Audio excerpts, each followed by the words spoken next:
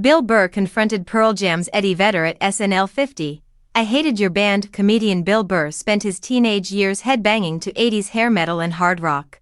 So he was none too pleased when grunge came along in the early 90s and knocked his favorite bands off the charts.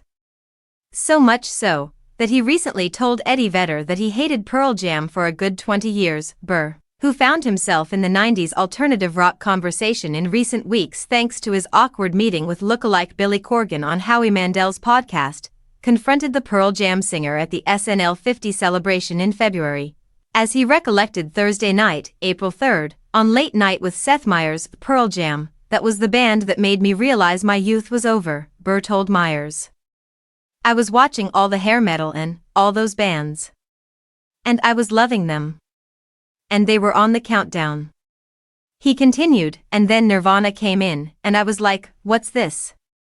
They always say, like, Nirvana knocked the hair metal out. It was Pearl Jam.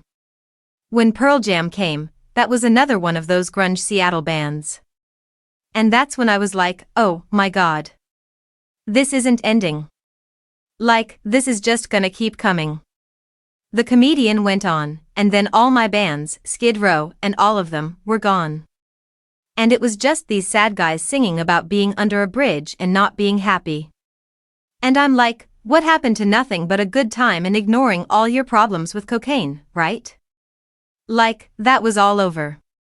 So, when Burr found himself face to face with Vedder at the SNL50 celebration, he didn't hold back his feelings as he addressed the Pearl Jam frontman, so I got to sit next to him. I did it in good nature, said Burr.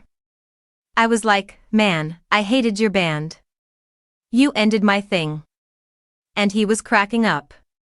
I go, do you know how long it took me to admit how great a band Pearl Jam is? Because now I love them. But it was like 20 years where I just, like, I'm not listening to those guys.